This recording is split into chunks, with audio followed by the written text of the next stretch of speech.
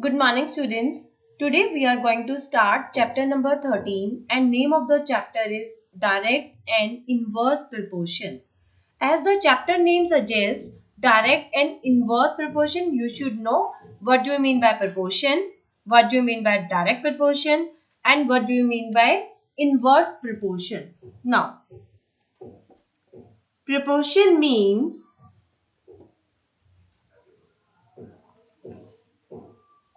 value of one quantity depends on the value of another quantity. If we change the value of one quantity, then value of the other quantity also changes. This is known as proportion. If we change the value of one quantity, then it leads to the change in the value of another quantity. It leads to the change of the other quantity. It is known as proportion. Now, next is direct proportion. Now, what do you mean by direct proportion? Increases in one thing brings increases in another thing. Or you can say decrease in one leads to the decrease in another. Suppose if we have two quantities x and y. If x increases,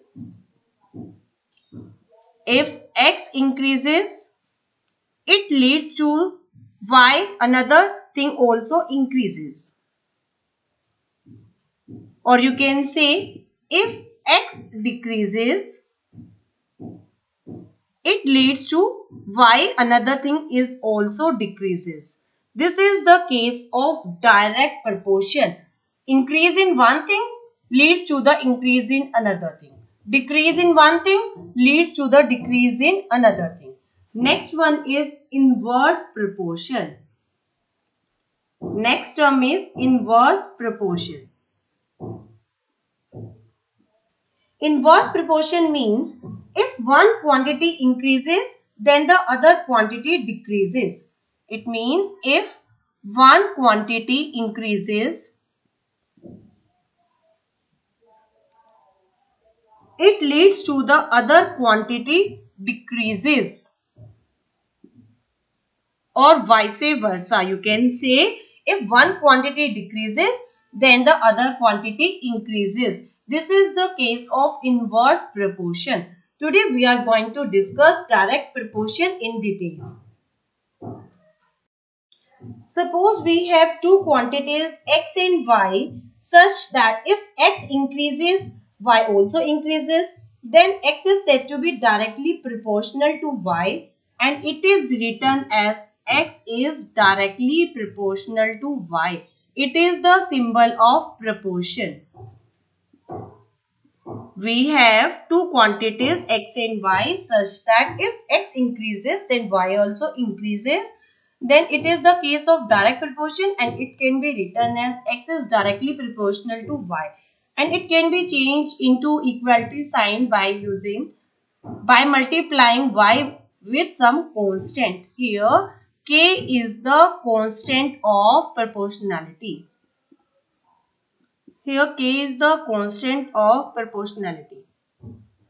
Now it can be also be written as, here y is the multiplier in right hand side. So when it becomes to the right hand side, it is in the form of x and x divided by y is equals to k. If two quantities x and y are in direct variation, then the ratio of any two values of x is equal to the ratio of the corresponding values of y. It is the case of direct proportion. Let's explain it with the help of examples. Let's start exercise 13.1 with question number 1. In question number 1, it is given to you x and y be directly proportional to each other. That means we know that two values of x, ratio of two values of x is equals to the corresponding values of the y. If for x is equals to 10, y is given to you 35, then you have to find out the value of x when y is 14. Now, in question, it is given to you x is directly proportional to y. Then we know that two values of x, ratio of two values of x is equals to the corresponding values of y. Here, x is given to you 10. When x is 10, y is given to you 35, and you have to find out the value of x. Here x, then you have to given 14. Here it is given to you when x is equals to 10, y is given to you 35. You have to find out the value of x when y is equals to 14. You have to cross multiply. 10 multiplied by 14 is equals to the 35 multiplied by x. Here 10 multiplied by 14, 35 is the multiplier. When it goes to the left hand side, it becomes divisor. 7 2s are 14, 7 5s are 35, 5 2s are 10, 2 2s are 4. Here x is equals to 10. Now x is equals to 10 when y is equals to 14. In this way you can find out the unknown variable. Let's move to the next question. In this question, it is given to you the cost of 10 pencils is rupees 19 and you have to find out the cost of 19 pencils.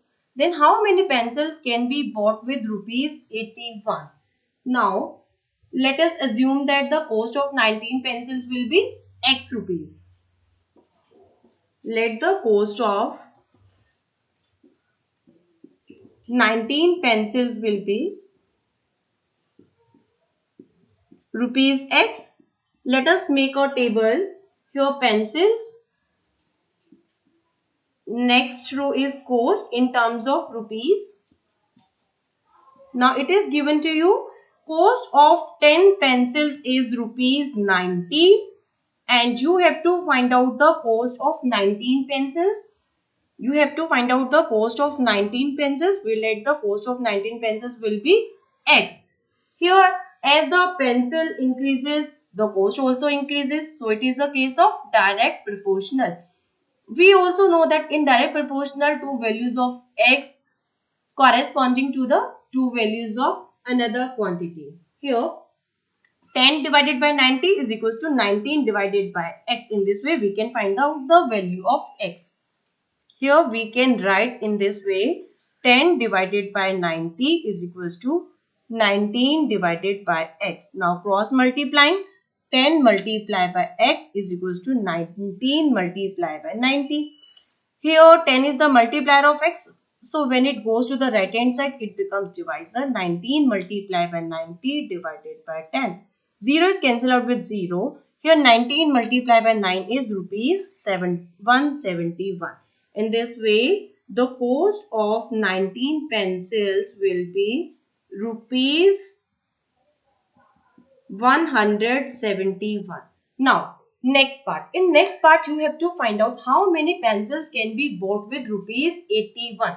We know that in rupees 90, pencils can be bought 10. We can find out in rupees 1 how many pencils can be bought. So, in this way, we can find out in rupees 81 how many pencils will be bought.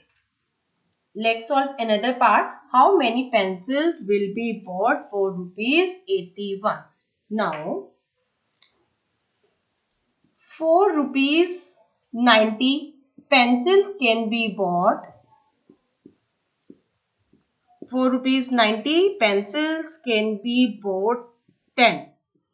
For rupees 1 pencils can be bought. Here 90 to 1, so here we divide 10 divided by 90. You have to find out for rupees 81 how many pencils can be bought. For rupees 81 pencils can be bought. 10 divided by 90 multiplied by 81. 0 is cancelled out with 0. 9 nines are 81. So 9 pencils can be bought. 9 pencils can be bought with rupees 81. In this way, we can solve the questions related to direct variation. Let's move to next question. In this question, it is given to you, if two cardboard boxes occupy 500 cubic centimeter space, then how much space is required to keep 200 such boxes? If two boxes occupy space 500, then how much space is required to keep 200 boxes? As the boxes increases, spaces also increases. So, it is a case of direct variation. Let x cubic centimeter space is required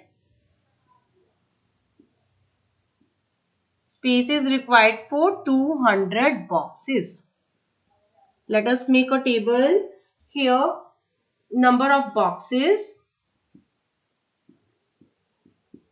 Next is space occupied in terms of centimeter cubic. It is given to you, two boxes occupy 500 centimeter cube space. Then for 200 boxes, x centimeter cube space is required. Now you have to find out the value of x. We know that as the number of boxes increases, the space required to keep them also increases. So it can be written as 2 divided by 500 is equals to the 200 divided by x. Now by cross multiplying, you can find out the value of x. Here 2x is equals to 200 multiplied by 500. Now x is equals to 200 multiplied by 500 divided by 2. Here 2 is cancelled out with 2. It is 50,000. It is 50,000 cubic centimeter space is required for 200 boxes. So answer is, how much space is required? 50,000 centimeter cubic space is required to keep 200 such boxes. Thank you.